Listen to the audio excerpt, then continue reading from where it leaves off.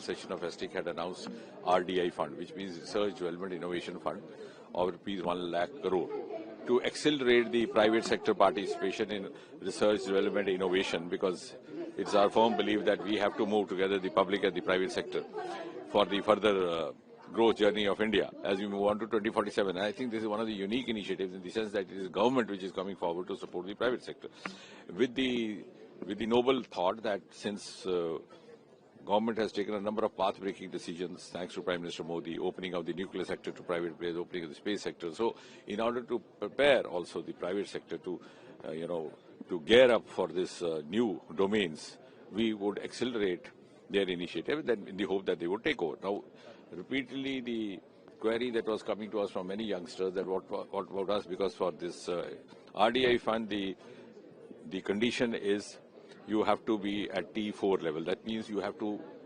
graduate to a certain level of innovation.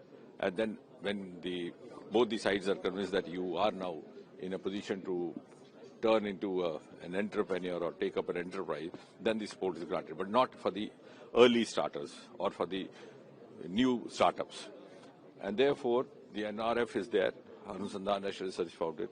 There we are providing this fund, which is a kind of a grant, could be crore, could be more, could be less, depending on the nature and theme of the startup. But the condition was that the startup group had to be sustaining itself for at least 3 years, so that we are satisfied, they are satisfied that they are there to stay, not that they come today and then away. But then many of the youngsters, because this government has been very liberal in encouraging startups, encouraging private enterprise, and I think this is out-of-way decision taken to mark the foundation day of the SIR. We are removing that condition of 3-year three-year existence, I would say.